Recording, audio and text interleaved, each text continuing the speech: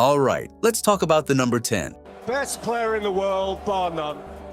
Unbelievable piece of play. The number 10 shirt and the number 10 position is so adored because it was well established in the lore of the beautiful game that this was the position of the best player on the team. Having a number 10 could be of incomparable value because this was the player that was most likely to be behind all the team's attacks. This meant that not only did this player have to be great at dribbling, he also had to be an amazing passer and fantastic shooter or finisher as well. Just think of guys like Kaka when he was in his full pomp during his first stint in AC Milan. Rapid, powerful, and graceful at the same time. There was nothing that Kaka couldn't do in front of goal. It was like watching a unicorn losing one player at a time before smashing a fantastic shot in the top corner. Such players don't come every day, especially when the real deal when it comes to a real number 10 is that he has an unbelievable football IQ. Some may disagree, but a great midfielder, and in essence, a great number 10 has to have a vision of the plays that they intend to create. Con Argentina. Y el testarazo. It is almost as if they are watching the game from a sky view rather than the first-person view. Add the ego to boot, and we have the perfect number 10. After all, you have to believe that you are the best to be the best. This is why the men that we mentioned in our intro will always stand the test of time. Many millennials watching this video will remember what Zidane did for France. Many of them are probably into football because they also got to watch Ronaldinho when he ran through the opposition on his way to winning Ballon d'Or titles. Today, many of us will never forget what we saw when Messi got his left foot on that ball. Never will anyone connect the midfield to the attack as well as he did. Assistència de Xavi, més capradeta per Messi, Messi, immens Messi, encara Messi, encara Messi, encara Messi, encara Messi, encara Messi, encara Messi, encara Messi, encara Messi, encara Messi, encara Messi, encara Messi, encara Messi, gol, gol, gol, gol, gol, gol, gol, gol, gol, gol. When we think about it, it actually makes sense that the number 10 position created the best player ever. Technically speaking, we have observed that this player has functioned in several ways. In the 80s, we saw how tactics transitioned from 4-3-3 formations to 4-3-1-2 or 4-4-2. As time went on, the number 10 found himself playing behind one striker while being backed up by two pivoting midfielders in a 4-2-3-1 formation that ruled the 2000s. This gave this player a free role that allowed him to dictate the play. As such, we found that the number 10 wasn't really burdened with many defensive duties. Imagine Ronaldinho making a crunching tackle that sparks a counterattack. You are more likely to find him dropping his shoulder to beat a player so that he can create some space in midfield. The number 10 is also looking to make that killer pass so that his striker or his winger can finish off a chance. If that player can't, number 10 must also be ready to go in for the kill should the chance appear. As you can imagine, this was already diverse enough for a coach to pile on defensive responsibilities to his players' duties on the pitch. For better or worse, this stance didn't last for long. The gradual change. Over time, we began to notice that coaches began to favor box-to-box players in favor of the traditional number 10. The simple truth of the matter is that the defensive capabilities and perhaps the better all-round game of such players simply makes the traditional number 10 something of a luxury player to have on the pitch. This seems to be the result of the current version of the beautiful game.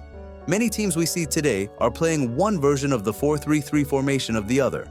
As you can see, this leaves little room for the traditional number 10 as the midfield in this formation seems to move as a unit of deep-lying play, who although they may have one or two attributes that stand out, will have a better all-round play than the traditional number 10.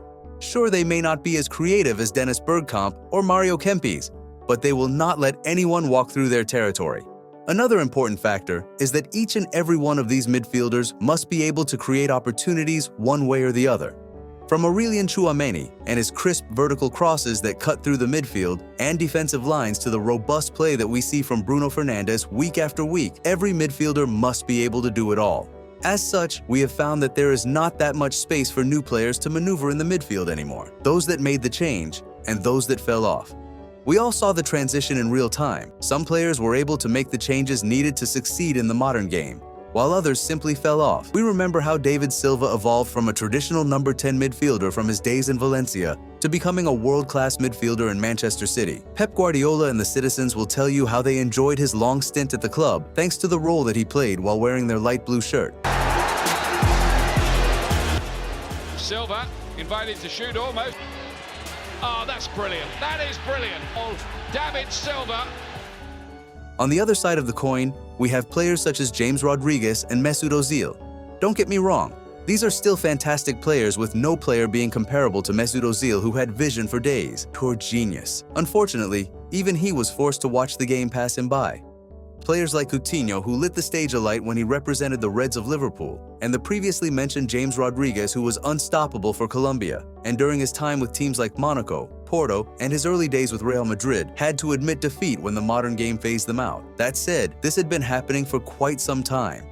Riquelme struggled to find his home when he left the shores of Argentina to play for European giants Barcelona. Van Gaal was at the helm of the Catalans at the time, and had already decided that his team didn't need a number 10 like Riquelme.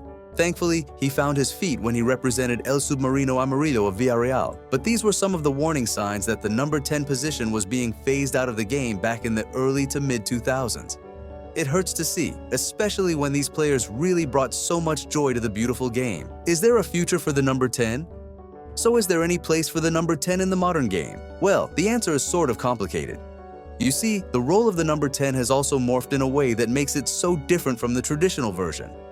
As these players are doing all they can to get more involved in the game, to earn the number 10 shirt means that the player will have to contribute to both the attacking and the defensive part of the game. Everyone has to put in a shift these days.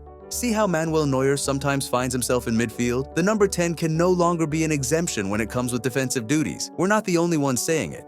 Riquelme has said that he is happy that he didn't play in this era, as it was too different from what he knows as a number 10. Thankfully, we have guys like Jude Bellingham to take on this tasking role. A layer that can run and create is like finding the rarest of diamonds in the middle of nowhere. That is why players like Fernandes are indispensable today. Yes, he's playing for a subpar Manchester United, but imagine where they would be without him today. It's Bruno Fernandes then. Oh, it's a class act. Took the penalty and United lead. FC for Manchester United in the FA Cup. Not only did he reach 100 goals and 87 assists in the 2025/26 season, he was also one of the players to make the most defensive plays in Europe in the 2024/25. He is simply undeniable as the prime example of this new number 10 role. That said, we do hope that one day there will be room for the traditional number 10 role in the modern game. There must be room for Ronaldinho. We must see the next version of Zidane. And we can't imagine football without someone showing us the raw attacking output of the great Lionel Messi. It's for the love of the beautiful game.